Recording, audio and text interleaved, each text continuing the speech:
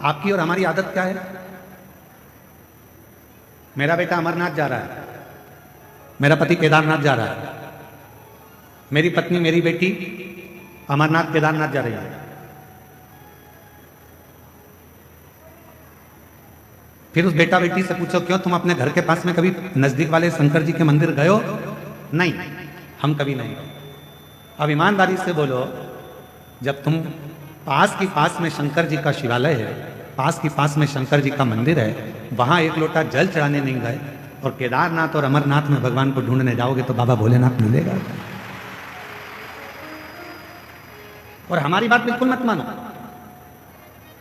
बिल्कुल हमारी बात मानने की जरूरत नहीं है। आप तो महाभारत का चरित्र देखिए। महाभारत के चरित्र में जब युधिष्ठिर, नकुल, सहदेव, अर्जुन, भीम सब भगवान कृष्ण के सामने हाथ जोड़कर खड़े हो गए और कह दिया कि हमारा तो पूरा वैभव चले गया, जुए में हम सब कुछ हार गए, कुछ भी नहीं बचा, हमारा संपूर्ण वैभव चले गया, जुए में हम सब कुछ हार चुके हैं, हमारे पास में कुछ नहीं, कुछ भी। इस पर्दे को खोल दो ना थोड़ा सा, तो लोग कम से कम पीछे से देख लेंगे क्या दिक्कत है।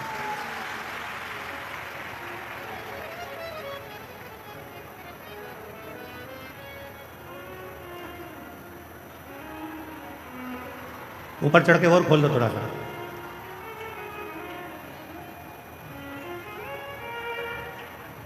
पर निवेदन है कि वहां कोई खड़ा नहीं रहेगा, नीचे बैठ के सब सुनना और चुप रहकर सुनना।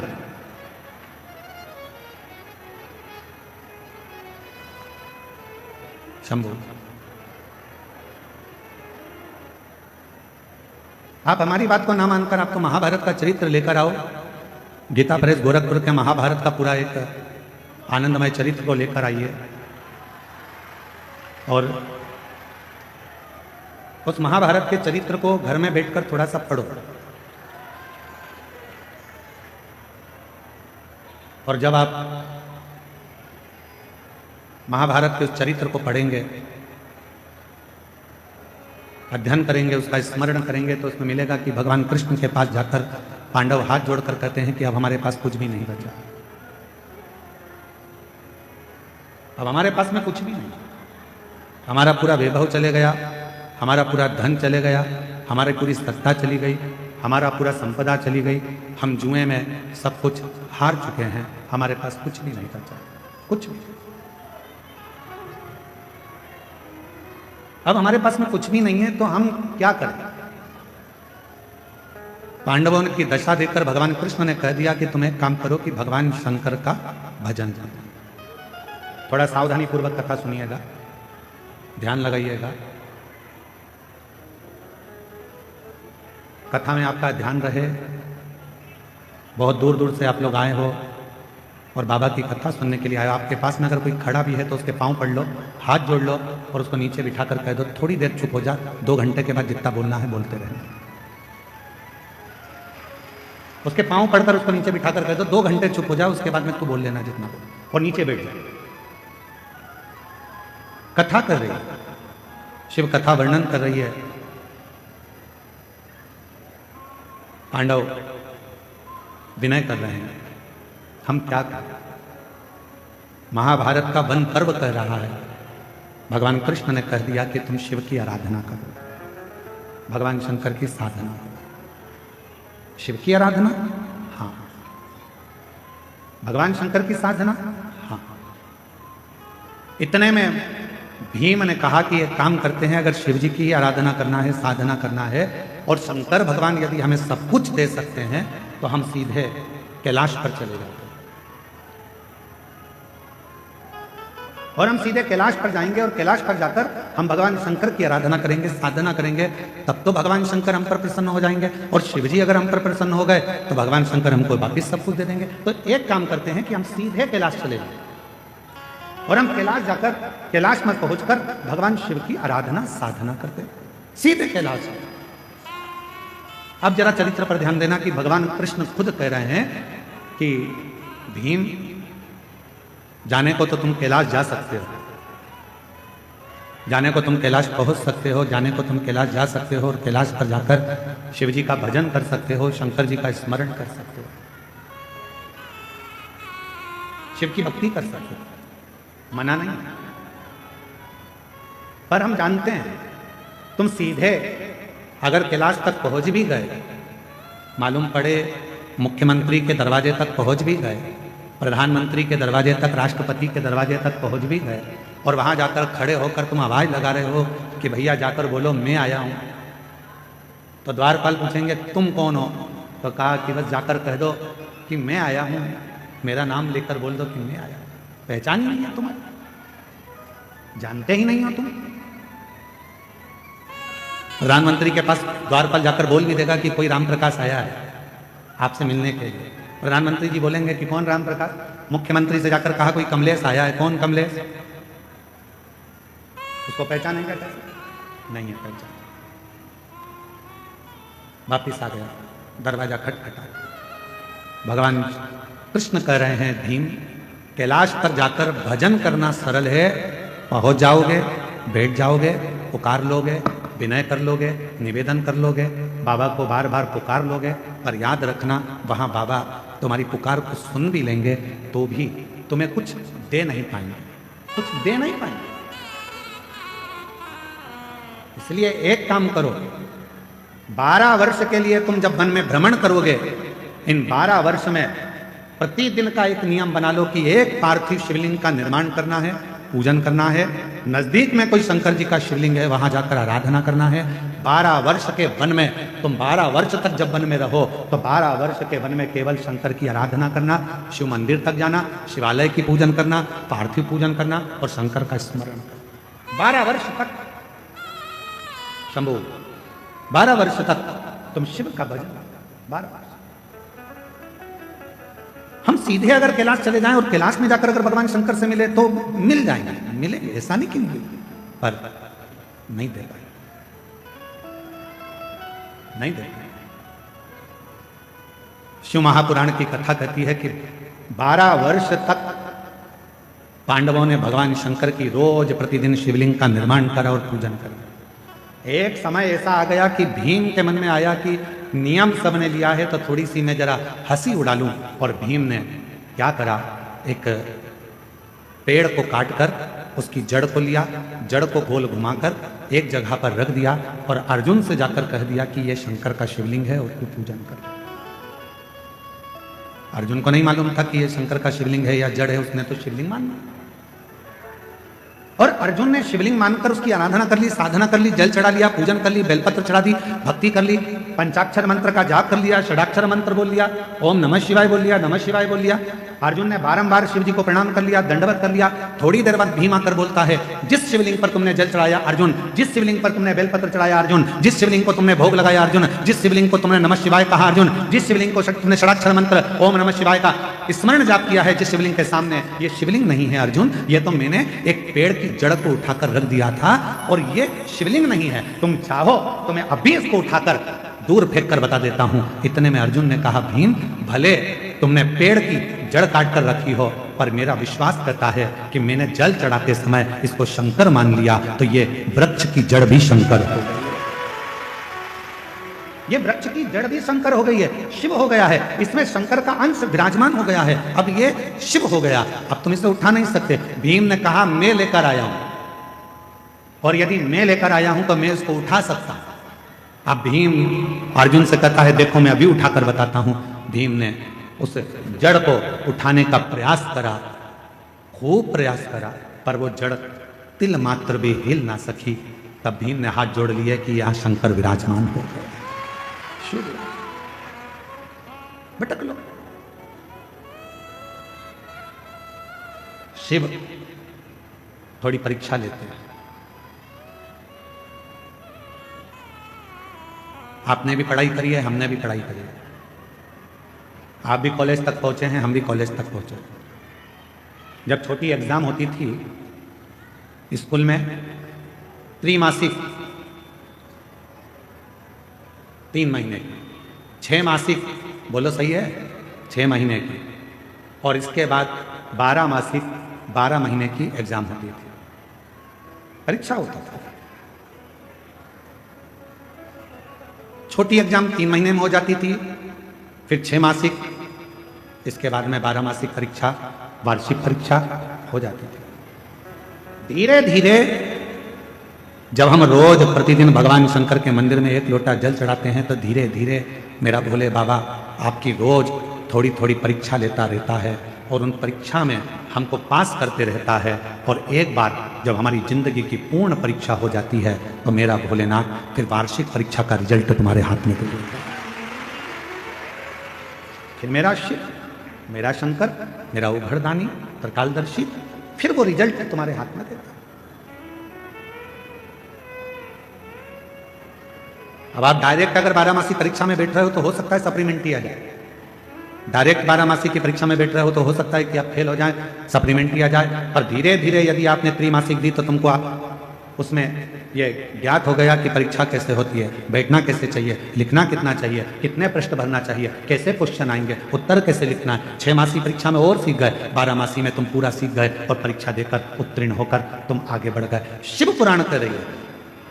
कई लोग कहते हैं कि केदारनाथ गए, अमरनाथ गए, फिर उनसे पूछा कि तुम अपने घर के नज़दीक में कोई शंकर जी के मंदिर जाते हो, घर के नज़दीक में शंकर के शिवालय तक जाते हो, घर के नज़दीक में तुम 1 लोटा जल चढ़ाने जाते हो? तो कहा नहीं, हम सीधे अमरनाथ आए हैं, हम सीधे केदारनाथ आए हैं। तो याद रखना, तुम जा जरूर जाए, तुम पहुंच जरूर रहे हो, पर मेरा भोले बाबा वहां तुम्हें मिलने वाला नहीं है। तुम मात्र वहां तक जाओगे, दर्शन करोगे, आ जाओगे, प्राप्ति नहीं हो।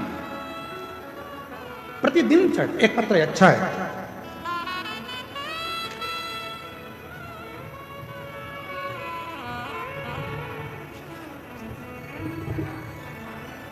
मेरा नाम वंदना देवी है, मैं बिहार के बेगूसराय जिले से हूँ। कहीं बैठी हो तो हाथ हिला सकती हूँ। वंदना देवी बिहार के बेगूसराय जिले से है। कहीं बैठी हो तो हाथ हिला सकती हूँ। आप ही हैं? हाथ हिला दो। आ जाइए, एक बेलपत्र ले जाइए। मैं बिहार के बेगूसराय जिले से आई हूँ। 1 लोटे जल का मैं क्या वर्णन करूं गुरुदेव। पत्र को आप लोग एलईडी पर पढ़ सकते हो, हमारे साथ में जो एलईडियां लगी हैं आस्था चैनल पर चल रहा है, पत्र साथ में पढ़ सकते हो। 1 लोटे जल का मैं क्या वर्णन करूं बाबा, मुझे क्या नहीं दिया, मुझे वो सब दे दिया जिसका मुझे आस नहीं था। गुरुदेव, मेरे पति का इलेक्ट्रॉनिक का शोरूम था। एक दिन सुबह में हमें पता चला कि हमारे दुकान में शॉर्ट सर्किट की वजह से आग लग गया। गुरुदेव, करोड़ों रुपए का नुकसान हो गया, हम लोग जीरो पर आ गए। फिर मेरे पति को टेंशन होने लगा, जिसके कारण मेरे पति बहुत बीमार रहने लगे। एक आदमी घर पर आया देखने, मेरे पति को फिर बोला कि ऐसे बैठने से तबीयत और खराब होगा, आप फिर से दुकान खोल लीजिए। गुरुदेव, मेरे पति बोले उतना पैसा मैं कहाँ से लाऊंगा। वो आदमी बोला किसी तरह से पैसा का इंतजाम कीजिए। कुछ पैसा मेरे परिवार वालों ने दिया, कुछ पैसा लोन से ले लिया। फिर उस आदमी को हमने 25 लाख रुपए दे दिए। उस आदमी को हमने 25 लाख रुपए दे दिया। वो आदमी बोला कंपनी में रुपया भेज दिया है, 10 दिन में आपका माल आ जाएगा। गुरुदेव, मेरे पति ने तब तक दुकान तैयार कर लिया, ना ही माल आया ना ही पैसा आया, और पता चला कि वो मोबाइल ऑफ कर फ्रॉड निकला और उसने पूरा पैसा ले लिया। अब 25 लाख भी चले गए, जो दूसरों से मांगे थे, लोन पर लिए थे, वो भी चले गए। गुरुदेव, मेरे पति टेंशन में बीपी बढ़ गया, शुगर बढ़ गया और उनको लकवा मार गया। मेरे पति को पैरालिसिस हो गया, लकवा मार गया। गुरुदेव, दिन भर रोती, पति उठ नहीं पाता, चल नहीं पाता, दुकान में आग लग गई, 25 लाख रुपए कोई फ्रॉड कर ले गया, पूरा पति का शरीर बेकार हो गया। बीपी की गोली खाता रहते, पति पलंग पर पड़े रहते, क्या करते। तभी मन में आया कि पति, मैं और बच्चे सब आत्महत्या कर लें, और ऐसा विचार कर आत्महत्या का विचार करा। उसी समय पर बस रात को करने वाले थे कि सुबह के समय पर टीवी चालू करी और टीवी पर आपकी कथा आ रही थी। उस कथा में आपने कह दिया 1 लोटा जल सारी समस्या का हल, बस वो सुन लिया। गुरुदेव, वो सुनकर उसी क्षण शंकर जी के मंदिर में जाकर खूब रोई, 1 लोटा जल चढ़ाया, घर आई। इतनी देर में पास की दीदी, मैं उनको देवरानी कहती थी, वो आई। उन्होंने बताया सियोर वाला महाराज कहता है पशुपति नाथ का व्रत कर, अगर पशुपति व्रत करा तो निश्चित है बाबा सुनेगा। मैंने पशुपतिनाथ का व्रत किया, पड़ोसी से थोड़ा सा पैसा मांगकर मैं सीहोर चली गई। सीहोर में जाकर वहां कंकर की पूजन करी, कंकर उठाकर लेकर आ गई। जिस दिन से कंकर लाई उस दिन से उसकी पूजन करने लगी, कुबेरेश्वर बाबा को नमन करने लगी, श्री शिवाय नमस्तुभ्यम बोलने लगी। 2 बार पशुपति व्रत करा।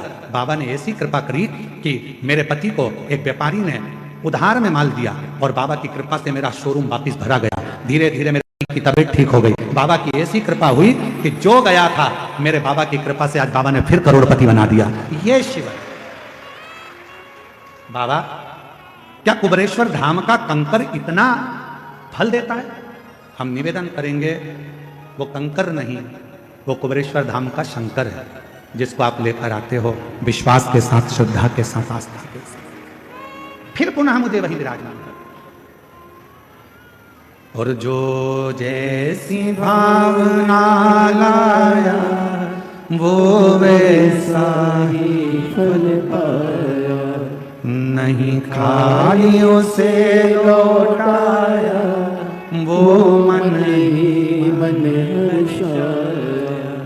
और कर दिया माला माल काशी वाले ने, लुटा दिया भंडार काशी वाले ने, लुटा दिया भंडार काशी वाले ने, कर दिया माला माल काशी वाले ने। आप जिस भावना से, तो निवेदन उस बहन ने लिखा, सबसे पहले टीवी पर सुनकर मैं 1 लोटा जल भरकर, रात को तो हम कुछ करने वाले थे, पर सुबह दोपहर में जब कथा सुनी 1 लोटा जल भरकर मंदिर चली गई। और शिव के मंदिर में फिर वही बात है, 1 लोटा जल सारी समस्या का हल।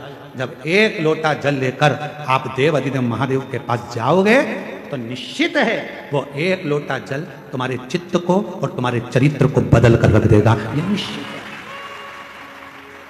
वो 1 लोटा जल तुम्हारे चित्त को बदलेगा, तुम्हारे चरित्र को बदलेगा। जब तुम्हारा बुद्धि, तुम्हारा चित्त, तुम्हारा मन अपने आप बदल जाएगा। शंकर के मंदिर जाओगे, शिव जी राहें खोलना प्रारंभ करेंगे, मार्ग खोलना प्रारंभ करेंगे। तुमने शिव का मार्ग पकड़ा तो शिव भी तुम्हें कोई अच्छा मार्ग पकड़ा कर उस मंजिल तक पहुंचाने का प्रयास करेंगे। मंजिल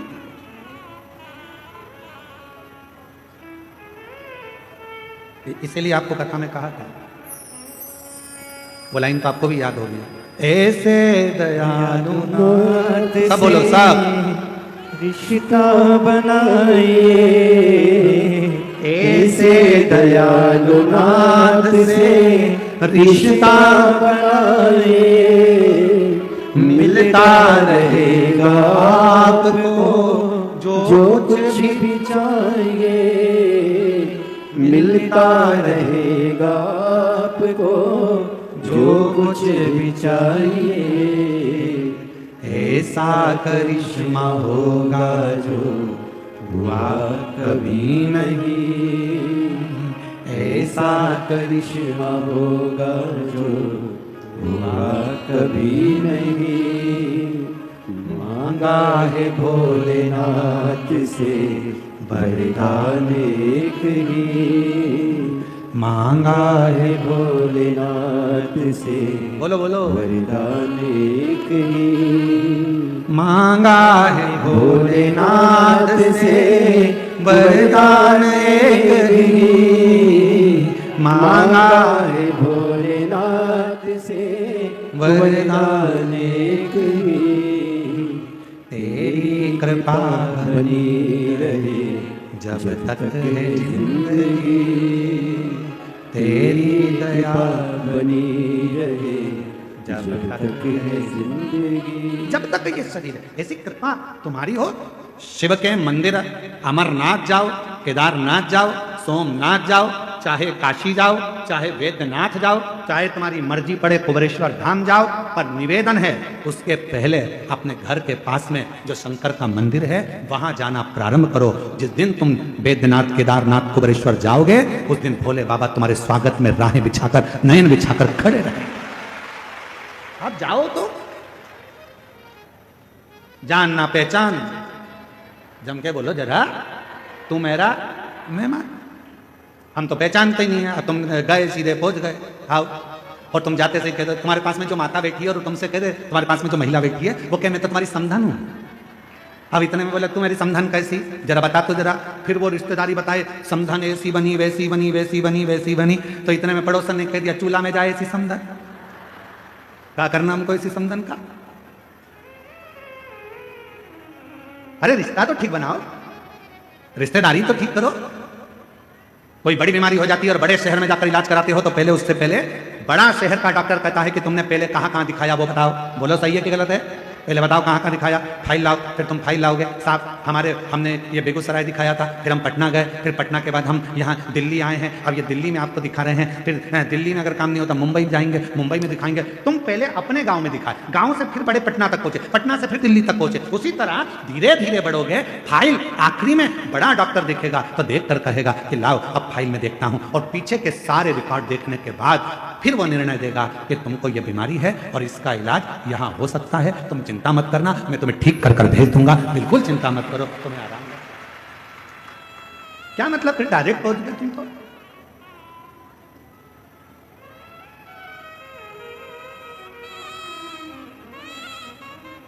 बिहार के कितने लोग बैठे हैं? बिहार के हाथ उठाओ जरा। वो धर लो दादा, धर लो, वापिस धर लो, तुम तो वापिस वापिस। झारखंड के कितने बैठे? जरा हाथ उठाओ। अरे तुम भी रख लो, नीचे रख लो, तुम धरो नीचे वापिस। अच्छा ये बात बताओ कि चुनाव करके डायरेक्ट आ गए हो क्या? है? अब वोटिंग डाले और चल दिया यहाँ। अब वोट डाला आप लोगों ने, सबने डाला वोट, तो आधार कार्ड लेके डायरेक्ट मशीन पे पहुंच गए क्या?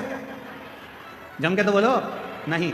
पहले आधार कार्ड बाहर वाले को दिखाया, बाहर वाले ने फिर अंदर वाले को, एक टेबल पे गए, फिर दूसरे वाले के पास, बोलो बोलो सही है, दूसरे वाले के पास, फिर तीसरे वाले के पास गए, फिर मैं निशान लगाया, निशान लगाने के बाद फिर तुम्हें अंदर भेजा, फिर जाकर तुमने मशीन का खटका दबाया। अगर तुम डायरेक्ट पहुंच जाते तो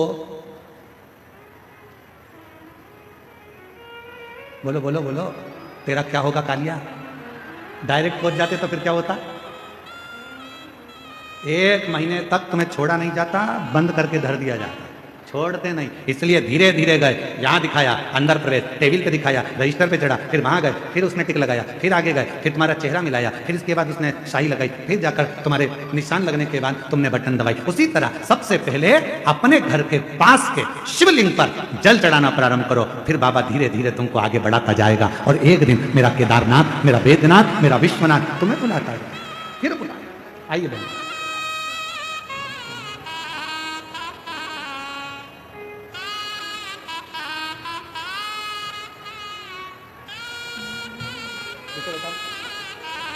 ऐसे दयालु नाथ से रिश्ता बनाए। पूरा इलेक्ट्रॉनिक का शोरूम जल गया था। एक व्यक्ति आया, उसने कहा कि 25 लाख का मैं माल भर दूंगा। परिवार से मांग कर और लोन लेकर 25 लाख दिए, वो लेकर चले गया, मोबाइल बंद कर लिया। दर दर भटकती रही, पति पूरा शरीर पैरालिसिस में हो गया, पलंग पर गिर गया। तब विचार करा कि अब शरीर छोड़ दें पूरे घर के लोग। रात को प्लान था, सवेरे शंकर के मंदिर कथा सुनकर चली गई, और बाबा ने ऐसा हाथ पकड़ा कि आज बाबा ने वापिस जहीं पर थी वहीं पर ले जाकर ऐसे दयालु नाथ से रिश्ता बनाए। ऐसे दयालु नाथ से रिश्ता बनाए। बाबा की जब कृपा हो, करुणा हो, उदारता, धीरे धीरे चलो। पहले शिव जी के मंदिर जाना चलो चालू करो, शंकर के मंदिर में 1 लोटा जल चढ़ाना प्रारंभ करो, फिर बाबा परीक्षा लेगा, फिर धीरे धीरे आगे बढ़ाएगा, और बढ़ाते बढ़ाते बढ़ाते बढ़ाते एक दिन तुम्हारा दुख, तुम्हारी तकलीफ, तुम्हारा कष्ट धीरे धीरे काटना प्रारंभ करेगा। अभी हमारे वो श्री रमेश रेखा ठकराल जी, मोना ठकराल जी, नरवाना हरियाणा से मुख्य यजमान है। मोना जी अभी जब यहाँ पूजन करने आई थी तो ये बेटी कह रही थी, गुरुजी बाबा वैद्यनाथ जी से इतना जरूर कह देना हमारी तरफ से कि जब फरवरी में कुबेरेश्वर धाम पर रुद्राक्ष उत्सव हो तो हमको वापिस जजमान बनाते, ऐसी बाबा से प्रार्थना करना। बना दिया, बधाई हो आपको, बहुत ऐसी शिव से प्रार्थना वो कराए। धीरे धीरे बढ़िए, भजन करते करते, भगवान का मंत्र जाप करते करते, नाम जाप करते हुए, स्मरण करते हुए आगे सीधे नहीं। भीम ने तो ये सोच लिया था कि मैं कैलाश जाऊंगा, भगवान शंकर की आराधना करूंगा, शिव जी से आराधना कर कर मेरा खोया हुआ जितना राज्य है, जो खोया हुई संपदा है, जो मेरा पूरा राज्य चले गया, सब कुछ खो गया, उसको मैं वापस प्राप्त कर लूंगा। पर नहीं, नहीं, भगवान कृष्ण ने कहा ऐसा मत करो, रोज पार्थिव पूजन करो, रोज शिव जी के मंदिर में एक लोटा जल चढ़ाओ, रोज शंकर का भजन करो, रोज। हम क्यों कहते हैं कि अपने घर के दरवाजे पर श्री शिवाय नमस्तुभ्यम लिख दो, अपने घर के दरवाजे पर एक स्टिकर ले जाकर चिपका दो, गाड़ी पर एक स्टिकर चिपका दो श्री शिवाय नमस्तुभ्यम का, दरवाजे पर चिपका दो। क्यों? जब कोई दुख की खबर आ रही होगी, कोई तकलीफ की खबर आ रही होगी, जो खबर देने वाला होगा सामने खड़ा होगा, दरवाजा बंद होगा, जितनी देर खड़ा रहेगा, ऊपर लिखा हुआ श्री शिवाय नमस्तुभ्यम पड़ेगा। जब आप दरवाजा खोलोगे तो वो दुख की खबर भी अच्छी खबर में बदल जाएगी और आपके जीवन में खुशी। शंभो, प्रयास करें।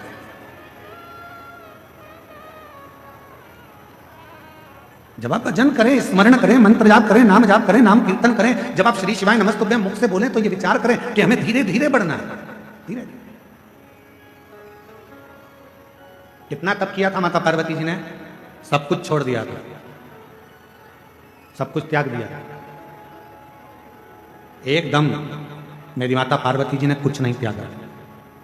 मेरी माता पार्वती जी ने त्यागा था तो धीरे धीरे त्यागा।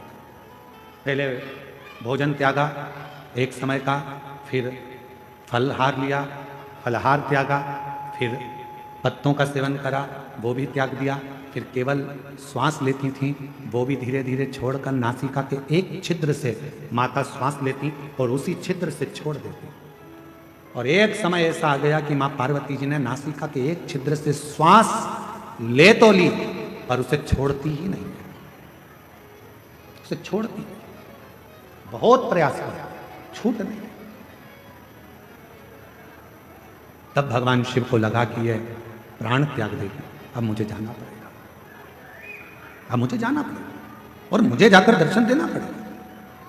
इसलिए शिव महापुराण की कथा कहती है, शंकर भगवान पर जल चढ़ाने वाला, शिव के मंदिर जाने वाला, शंकर की कथा श्रवण करने वाले को भगवान देवादिदेव महादेव उसके चित्त और उसके चरित्र को शुद्ध कर देते हैं। और जिसका चित्त और चरित्र दोनों शुद्ध हो जाता है, फिर देवादिदेव महादेव मिलने में देरी नहीं करते। मेरे ओघड़दानी मिलते जरूर हैं जब चित्त और चरित्र श्रेष्ठ हो गए।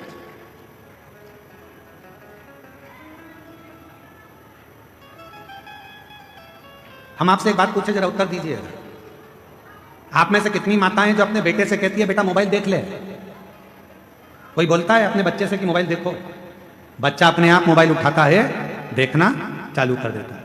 आप में से कोई माता ऐसी है जो अपने बच्चे से बोलती है बेटा पान की दुकान पे जाके खड़ा हो जा? कोई माँ अपने बच्चे को नहीं कहती कि पान की दुकान पर खड़े हो जा। कोई माँ अपने बच्चे से कहती है कि तू मदिरा की दुकान चले जा। कोई माँ अपने बच्चे को मदिरा की दुकान नहीं भेजती। कोई माँ अपने बच्चे से कहती है कि तू पढ़ाई मत कर। कोई माँ अपने बच्चे से ये नहीं कहती कि तू पढ़ाई मत कर। कोई माँ ये नहीं कहती अपने बच्चे से कि तू अपने दोस्त के साथ खेलने जा। कभी माँ नहीं कहती। माँ नहीं कहती, उसके बाद भी बच्चा अपने दोस्त के साथ खेलने जाता है। माँ नहीं कहती तो भी बच्चा मोबाइल चलाता है। माँ नहीं कहती, उसके बाद भी बच्चा गलत दुकान पर जाकर खड़ा हो जाता है। माँ नहीं कहती तो भी बच्चा गलत संगत में पड़ जाता है। तो फिर विचार करिए, तुमने नहीं कहा, उसके बाद भी गलत जगह पर यह बच्चा क्यों जा रहा है? ये बच्चा गलत क्यों कर रहा है? क्यों कर रहा है? तुमने बोला नहीं तो भी गलत काम कर रहा है, गलत संगत की ओर जा रहा है, गलत मार्ग की ओर जा रहा है। कारण क्या है? मतलब आपके घर के संस्कार उस बच्चे पर प्रभाव नहीं दे पा रहे हैं। आपके घर के संस्कार उस बच्चे को कम पड़ रहे हैं, इसलिए दूसरे की विसंगति उस बच्चे को बर्बाद करने में लग गई है। दूसरे की विसंगति, अपने नहीं बोले। बिना बोले बच्चा मोबाइल चला रहा है, बिना बोले बच्चा दोस्तों के साथ घूम रहा है, बिना बोले बच्चा रात को 10-10, 11-11 बजे तक आ रहा है, बिना बोले बच्चा मदिरा पान कर रहा है, बिना बोले बच्चा तंबाकू खा रहा है। खुशी तब मनाना जब बिना बोले तुम्हारा बच्चा एक लोटा जल भरकर शंकर के मंदिर जाना चालू कर दे, तब समझना कि हमारे संस्कार पोषित हुए, तब जाने हमारे संस्कार श्रेष्ठ हुए।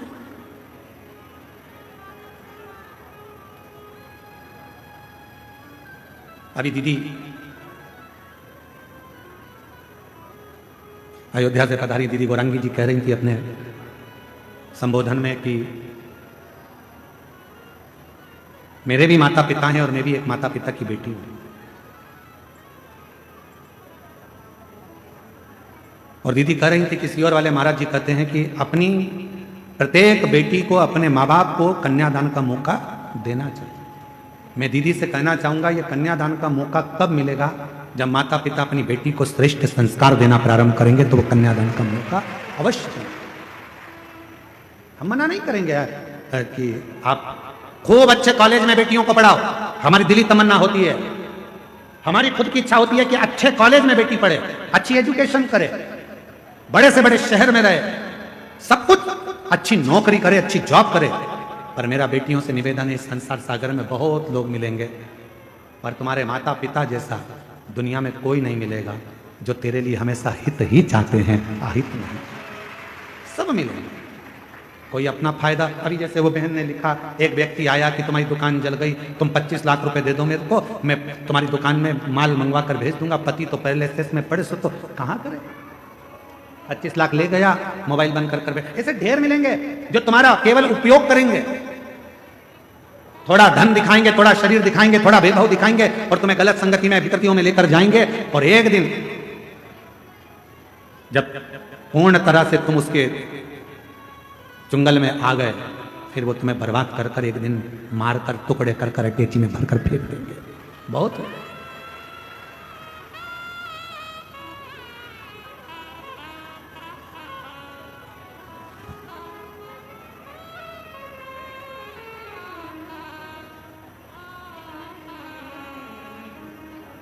जब कोई कहता है ना कि वो मुझसे बहुत स्नेह करता है, वो मुझसे बहुत स्नेह करता है, वो मुझसे बहुत स्नेह करती है, और वो मैंने उसको अपने बातों में अपने तरीके से उसको अपने काबू में कर कर रखा है। शिव महापुराण की कथा कहती है कि अपने जीवन को ऐसा मत बनाना कि आप किसी के काबू में रहें, आप स्वयं के काबू में रहें। स्वयं एक लाइन याद रखो, मैं चाहे ये करूं, मैं चाहे वो करूं, मेरी। कोई तुमसे कहे कि मंदिर मत जाओ, मुझे पैदा करने वाले मेरे माँ बाप हैं, मुझे पढ़ाने वाले मेरे माँ बाप हैं। कोई तुमसे कहे कि तुम मंदिर मत जाओ, कोई तुमसे कहे शिवपुराण में मत जाओ, कोई तुमसे कहे शंकर का भजन मत करो, कोई तुमसे कहे बाबा बैद्यनाथ का दर्शन करने मत जाओ, कोई तुमसे कहे कहाँ इनके चक्कर में पड़ी हो, क्यों बाबा उनके चक्कर में पड़ी हो, क्यों कथावाचकों के चक्कर में पड़ी हो, क्यों सियोर वाले महाराज के चक्कर में पड़ी हो, क्यों शंकर के मंदिर में जा रही हो, क्यों पशुपति व्रत कर रही हो, क्यों दरवाजे पर श्री शिवाय नमस्तुभ्यम लगा रही हो। मोहल्ले के लोग, दुनिया के लोग, रिश्तेदार लोग यदि तुम्हारे पास आकर तुम्हें इस तरह का ज्ञान दे तो उनके हाथ जोड़कर कहना, मुझे जन्म देने वाले तुम नहीं हो, मुझे पढ़ाने वाले तुम नहीं हो, मेरी परवरिश करने वाले तुम नहीं हो, मैं मेरे माँ बाप का खाती हूं, अपने विचार से जीती हूं, मैं किसी की सुनती नहीं। क्यों सुने हम, क्यों विचार करें?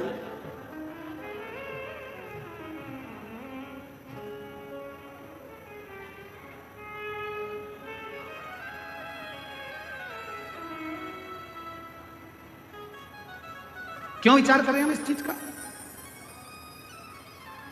ये सब विचार नहीं है, हम किसी के कहने पर नहीं चलते। हम तो बाबा के भरोसे चलते हैं, हम तो बाबा के भरोसे चलते हैं। ये दुनिया वाले जलते हैं, ये दुनिया वाले जलते हैं। हम तो बाबा के भरोसे चलते हैं, हम तो बाबा के भरोसे चलते हैं। डमरू वाले के भरोसे चलते हैं, काशी वाले के भरोसे चलते हैं। देवघर वाले के भरोसे चलते हैं। हम तो बाबा के भरोसे चलते हैं। शंभू बाबा बाबा के भरोसे चलते हैं। हम उसके भरोसे चलते हैं, हम किसी के कहने पर नहीं चलते। इसलिए बाबा से निवेदन करते रहो, प्रार्थना कि अब दया करो है भोलेनाथ, मस्त रहूं तेरी मस्त मस्ती में। अब दया करो हे भोलेनाथ, मस्त रहूं तेरी मस्ती में। अब दया करो हे भोलेनाथ, मस्त रहूं तेरी मस्ती में। अब दया करो हे भोलेनाथ, मस्त रहूं तेरी मस्ती में। मेरे सिर पर रख दो अपना हाथ, मस्त रहूं तेरी मस्ती में। ओ मेरे सिर पर रख दो अपना हाथ, मस्त रहूं तेरी मस्ती में। अब दया करो हे भोलेनाथ, मस्त रहूं तेरी मस्ती में। अब दया करो हे भोलेनाथ, मस्त रहूं तेरी मस्ती में। मेरे सिर पर रख दो अपना हाथ, मस्त रहूं तेरी मस्ती में। मेरे सिर पर रख दो अपना हाथ, मस्त रहूं तेरी मस्ती। दोनों हाथों से बड़े प्रेम से।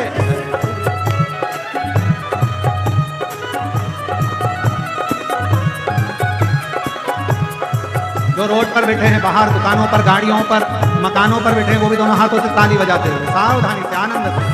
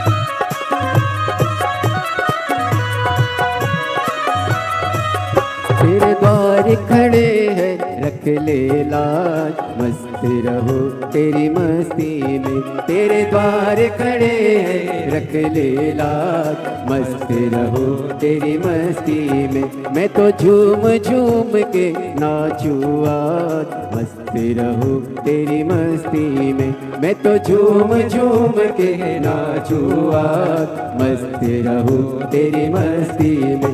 अब दया करो हे भोलेनाथ, मस्त रहूं तेरी मस्ती में। अब दया करो हे भोलेनाथ, मस्त रहूं तेरी मस्ती में। मेरे सिर पर रख दो अपना हाथ, मस्त रहूं तेरी मस्ती में। मेरे सिर पर रख दो अपना हाथ, मस्त रहूं तेरी मस्ती में। अब दया करो हे भोलेनाथ, मस्त रहूं तेरी मस्ती में। अब दया करो हे भोलेनाथ, मस्त रहूं तेरी मस्ती में।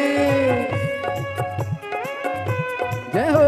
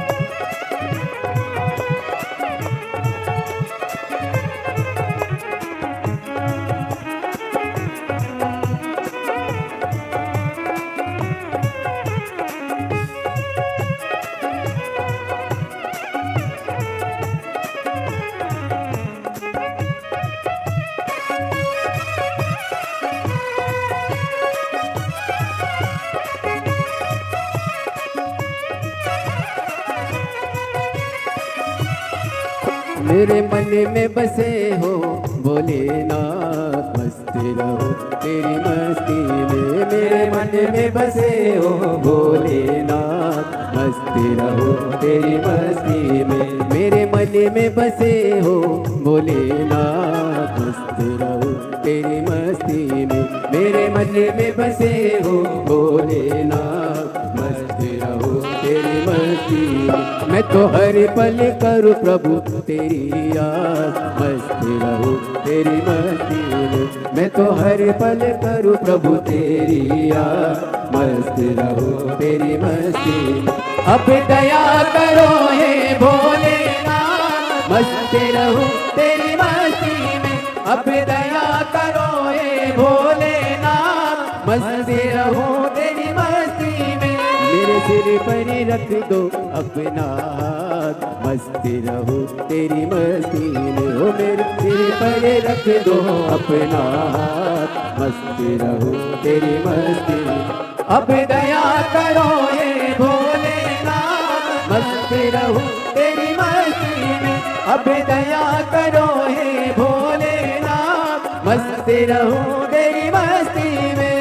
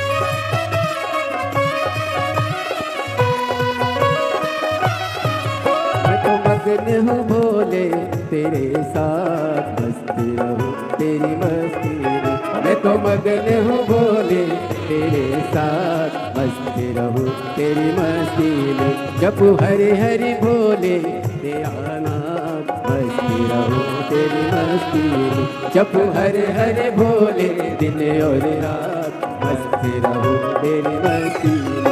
अब दया करो ये भोलेनाथ, मस्त रहो तेरी मस्ती में। अब दया करो हे भोलेनाथ, मस्त रहो तेरी मस्ती में। अब दया करो हे भोलेनाथ, मस्त रहो तेरी मस्ती में।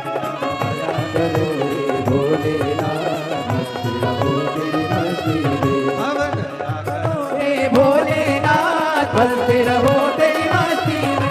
अब दया करो हे भोलेनाथ, मस्त रहो तेरी मस्ती में। अब दया करो हे भोलेनाथ, मस्त रहो तेरी मस्ती में। महादेव।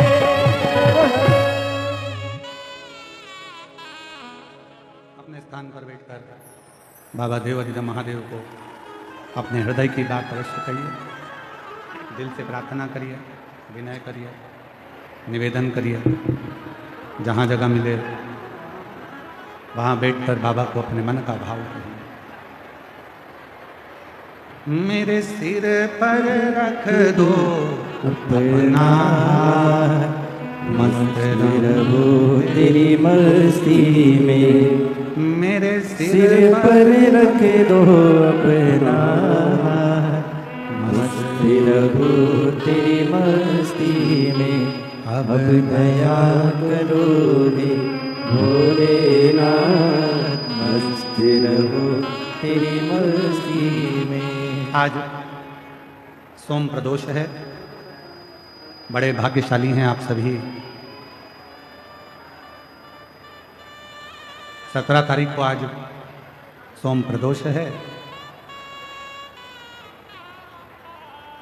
और महीने की जो शिवरात्रि आती है, मासिक शिवरात्रि, इस मार्गशीर्ष मास की मासिक शिवरात्रि आज सोम प्रदोष है, कल 18 तारीख को कल मासिक शिवरात्रि हो जाएगी और परसों के दिन 19 तारीख को जो हमारी कथा की शिवरात्रि होती है, छठे दिन की, जिस दिन लोग बाबा से अपने मन का भाव कहने आते हैं, रात भर कीर्तन कर कर फिर समापन वाले दिन सुबह 8 बजे कथा सुनकर अपने अपने घर की ओर जाते हैं। ऐसी 19 तारीख को कथा की शिवरात्रि रहेगी। कितने किस्मत वाले हैं आप सब कि मार्गशीर्ष मास की पहला प्रदोष आज आपको बाबा से प्रार्थना करने का मौका मिला। कल महीने की शिवरात्रि है मार्गशीर्ष मास की, बाबा की बड़ी कृपा है जो आप कथा में बैठकर बाबा से प्रार्थना करोगे। और परसों कथा की शिवरात्रि है छठे दिन की, जिसमें आप बाबा से अपने दिल की बात कहकर झोली पसार कर बाबा से विनय कर जाए। हृदय से बाबा को अपने मन का भाव कहेंगे, सभी दिल से साथ में बोलेंगे, हृदय से बाबा को पुकारेंगे। आज सोम प्रदोष है, सोमवार का दिन और प्रदोष, और बाबा की बड़ी कृपा जो देवघर की यह पवित्र भूमि माँ 51 शक्तिपीठ में से एक शक्तिपीठ बाबा वैद्यनाथ की धरा। साथ में सब प्रार्थना करिए, विनय करिए।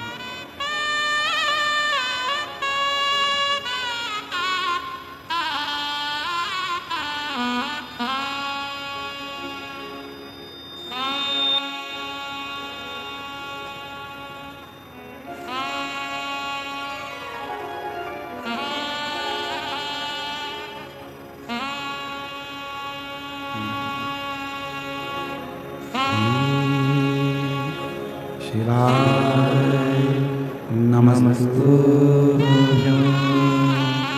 श्री शिवाय नमस्तुभ्यं, श्री शिवाय नमस्तुभ्यं,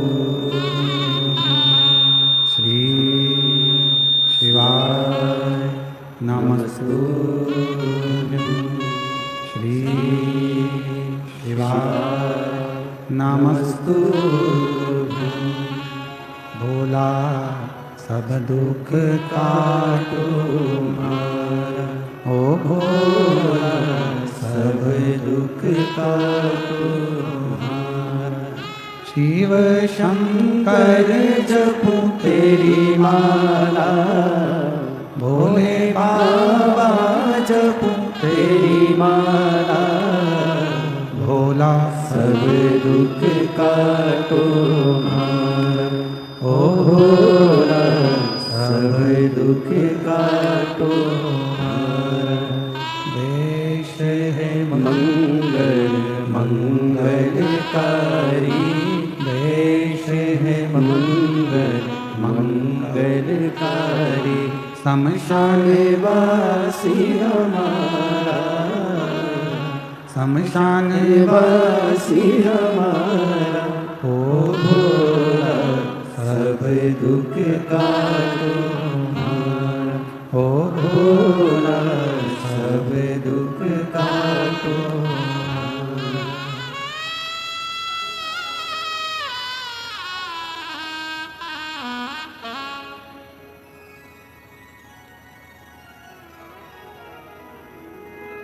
बाबा देवादिदेव महादेव, भगवान शिव ओघरदानी त्रिकालदर्शी कैलाशी अविनाशी, भगवान शंकर की कथा कह रहे हैं, शिव महापुराण की कथा वर्णन कर रहे हैं।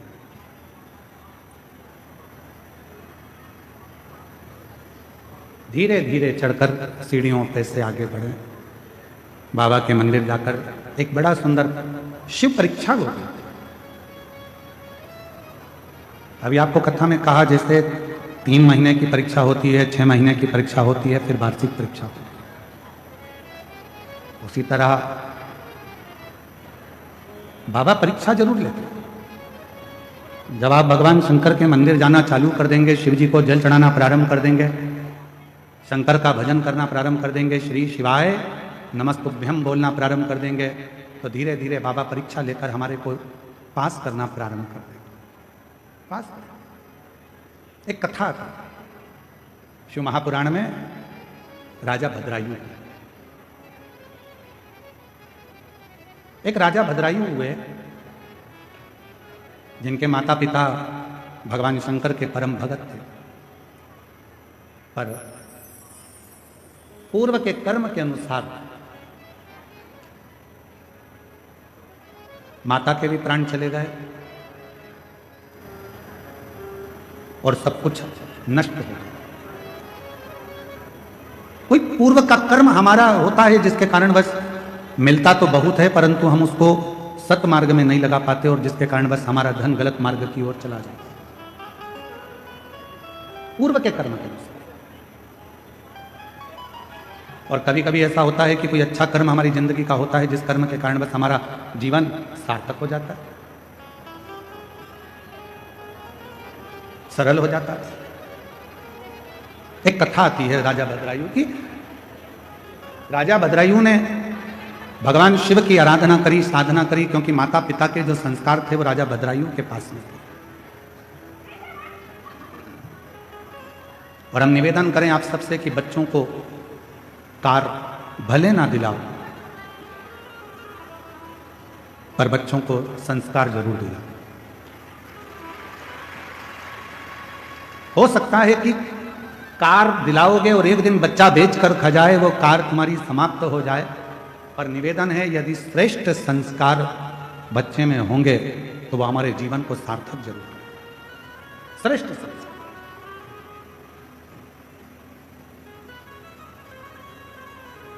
जैसे आज हमारे कथा के मध्य में अयोध्या से दीदी का आगमन हुआ, ऐसे ही परसों 19 तारीख को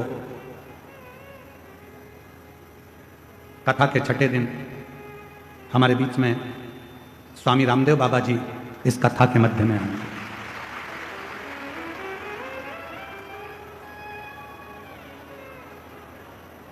परसों 19 तारीख को स्वामी रामदेव बाबा जी कथा के बीच में आएंगे। साथ ही आस्था चैनल के सीईओ माननीय प्रमोद जोशी जी साथ में आएंगे और स्वामी जी के ही कार्य को निरंतर रूपांतरित करने वाले, जिन्होंने इस देवघर की कथा को बहुत सभी से मिलकर साध कर इस कथा को देवघर में अग्रण्य भाव में करवाया, ऐसे के तिजारा वाला जी वो भी इस पवित्र कथा में पहुंचेंगे और बाबा की इस नगरी में संतों का एक आनंद इस कथा का रसतत्व ग्रहण करें। तो ये शिव कथा कर रही है, भगवान शंकर का चरित्र कर रहा है, शिव महापुराण की कथा कर रही है। एक भद्रायु नाम के राजा हुए और वो भद्रायु नाम के जो राजा थे वो भगवान शंकर के परम उपासक, परम उपासक। शिव की साधना करना, शिव की भक्ति करना, भजन करना, स्मरण करना। उनकी धर्मपत्नी का नाम था कीर्ति मालिनी।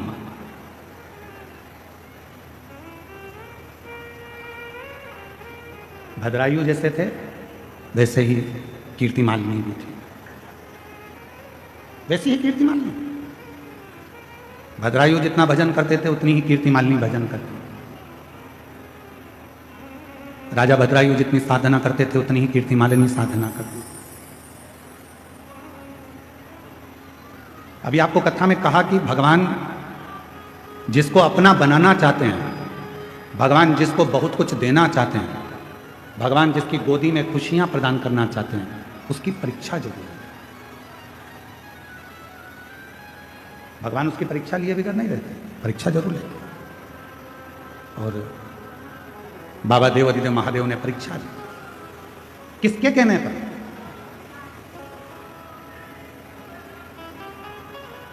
स्कंद पुराण का 531वें नंबर का प्रश्न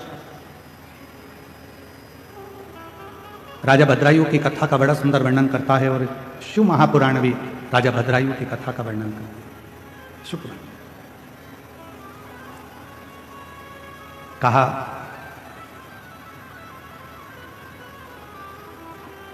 एक बार मां जगत जननी जगदम्बा अंबा भवानी मां पार्वती जी अपनी दो सहेलियों के साथ जा रही थी।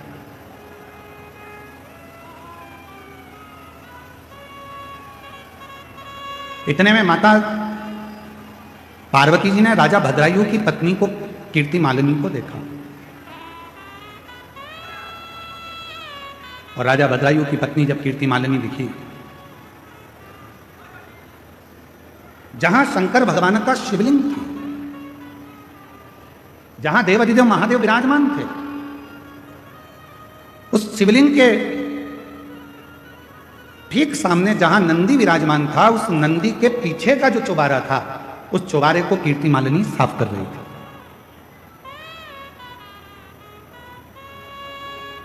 पार्वती जी की दृष्टि चली गई और मां जगत जननी जगदम्बा अंबा भवानी ने, माता पार्वती जी ने देखा तो अपनी सहेली से पूछा कि ये है कौन? कौन है ये जो भगवान शंकर के मंदिर में पोछा लगा रही है, झाड़ू लगा रही है, सेवा कर रही है?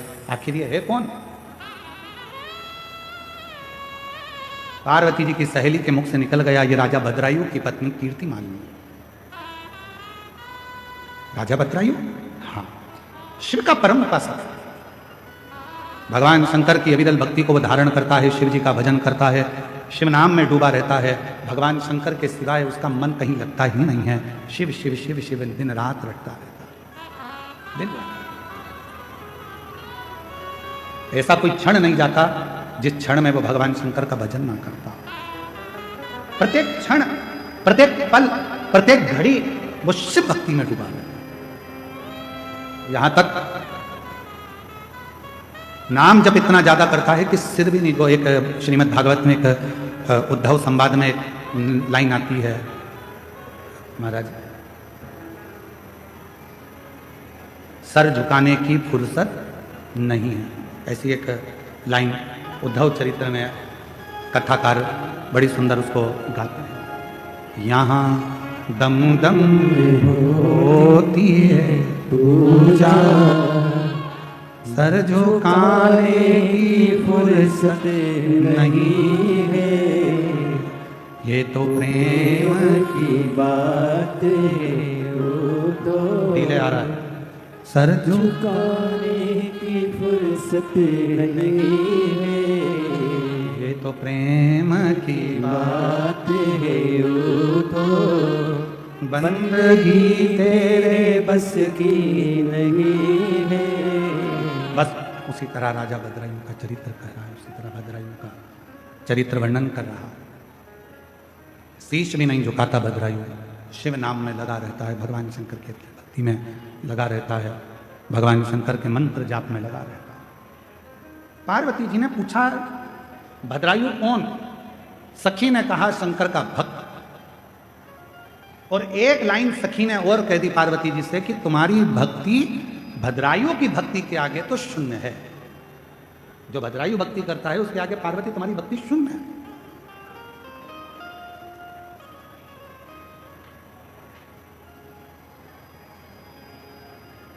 और दुनिया की बड़ी विडंबना है महाराज,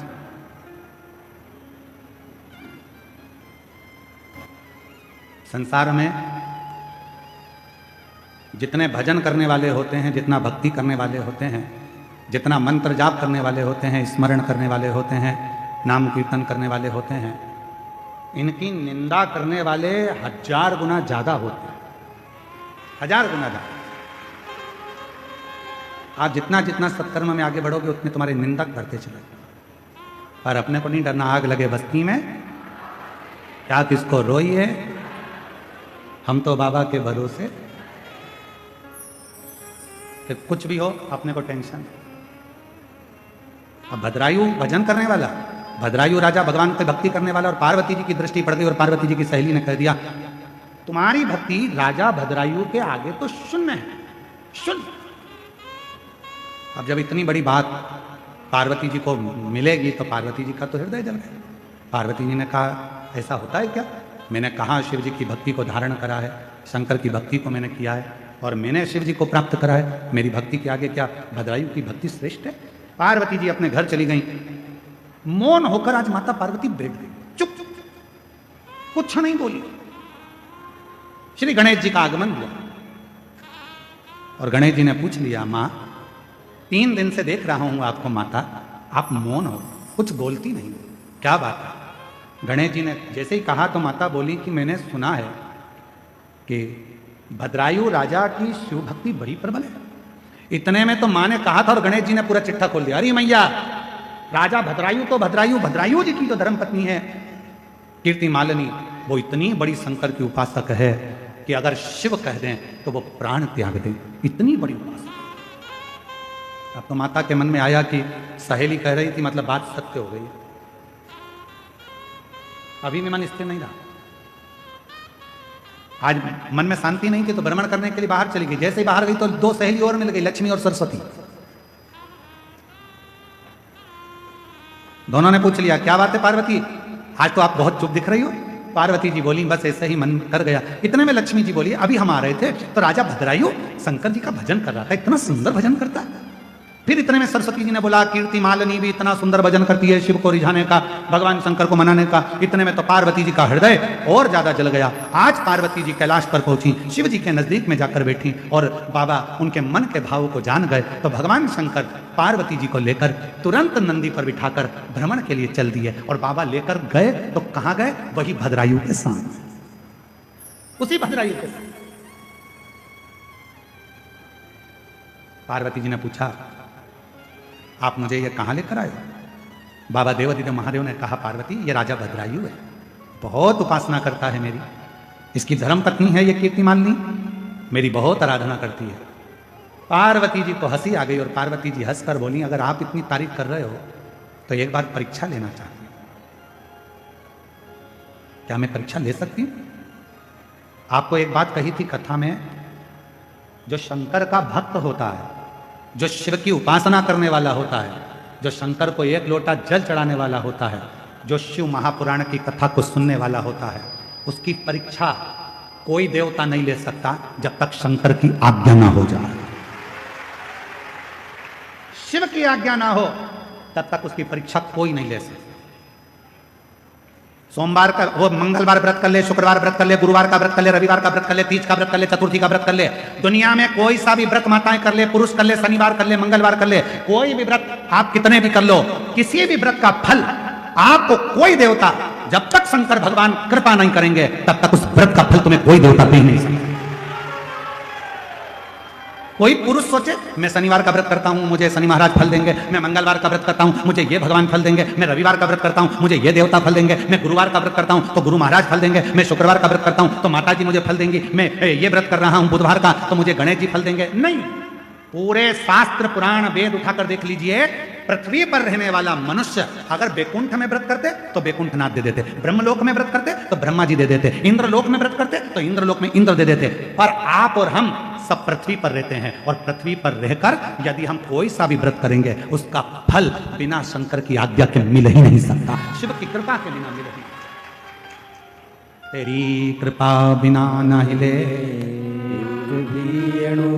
लेते हैं श्वास तेरी कृपा से तनु, बिना शिव आज्ञा के कुछ नहीं मिल सकता। तो भगवान शंकर से पार्वती जी आज्ञा ले रही हैं, आप बोलो तो मैं इसकी परीक्षा ले सकती हूँ, मैं परीक्षा लूं पर आपको मेरा साथ देना पड़ेगा। शंकर जी बोले ठीक है, अगर मेरे भक्त की परीक्षा लेना ले ले, मैं तेरा साथ दूंगा, क्या चाहती है?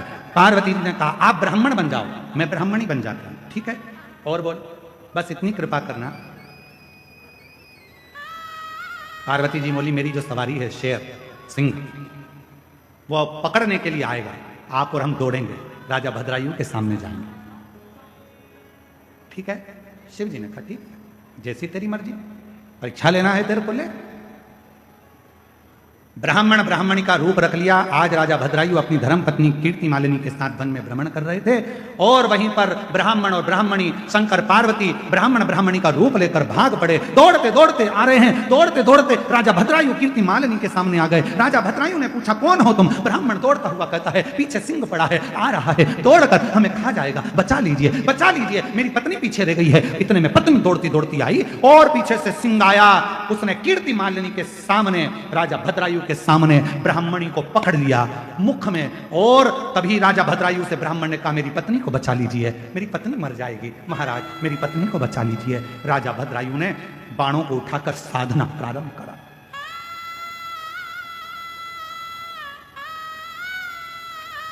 और राजा भद्रायु ने जैसे बाण चलाना प्रारंभ करा, बाणों पर बाण चलाता रहा, सिंह को कोई असर नहीं हुआ। बड़ा भयंकर सिंह था, शेर बड़ा भयंकर था, कोई असर नहीं हुआ। तब आखिरी में वो शेर ब्राह्मणी को मुंह में पकड़कर घसीटता घसीटता जंगल में ले गया। जंगल में महाराज बाबा देवादिदेव महादेव परीक्षा बोलते हैं। आज राजा भद्रायु की जो परीक्षा चल रही है, ये परीक्षा साधारण नहीं है, बहुत अच्छा। पर चिंता मत करना, हिम्मत मत हारना। जो व्यक्ति जिंदगी में हिम्मत नहीं हारता, फिर देवादिदेव महादेव उसका हाथ पकड़कर उसकी मंजिल तक छोड़ कर आते। एक पत्र है, बड़ा सुंदर है, देखिए।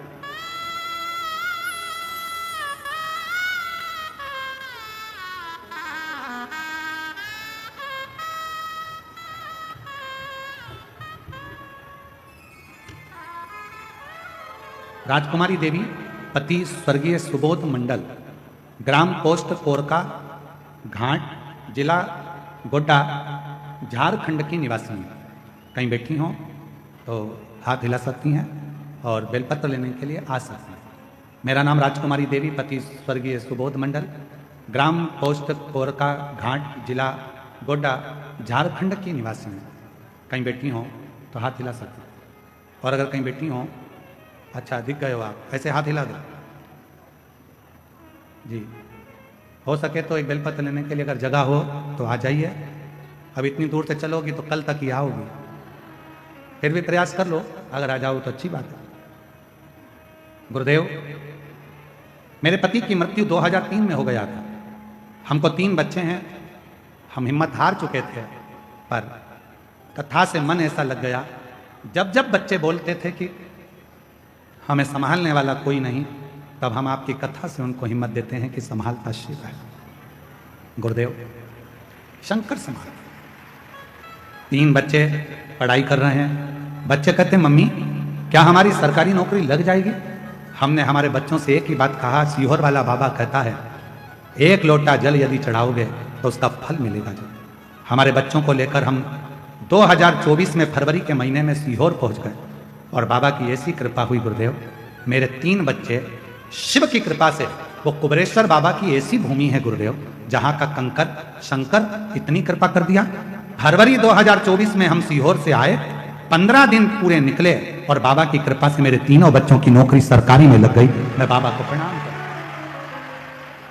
3 बच्चों की नौकरी, छोटी बेटी थी उसकी भी नौकरी लग गई और आज बाबा की कृपा से झारखंड में ही बेटी जेई के पद पर नौकरी कर रही है और मेरे 2 बच्चे भी नौकरी। ये एक पत्र और है, बड़ा गुरुजी, मैं राकेश ठाकुर, जिला गोड्डा से, राज्य झारखंड का रहने वाला हूं। 1 लोटा जल पशुपतिनाथ के व्रत का वर्णन करूं। एलईडी पर पत्र चल रहा होगा, आप पढ़ सकते हैं। इनका शब्दों में मैं वर्णन नहीं कर सकता। 2024 में मेरे गाल में, कहीं बैठे हों तो हाथ हिला सकते हैं, राकेश ठाकुर, जिला गोड्डा से हैं, झारखंड से। कहीं बैठे हों तो बेलपत्र लेने के लिए आ सकते हैं। 2024 में गाल में गठान हो गया था, जो कि पशुपतिनाथ का व्रत, एक बेलपत्र, किसी के कहने पर बेलपत्र को खाना प्रारंभ करा, शिव जी को जल चढ़ाना प्रारंभ करा और डॉक्टर को आप कहते हो कि शिव मानकर दिखाओ, डॉक्टर को भी इलाज कराता रहा। आज बाबा की कृपा से मेरी सारी रिपोर्ट नॉर्मल है और मेरे गाल की गठान गल गई है। मैं बाबा को यहाँ प्रणाम करने के लिए आया। कहीं बैठे हो तो आ सकते हैं। एक पत्र और बड़ा सुंदर है।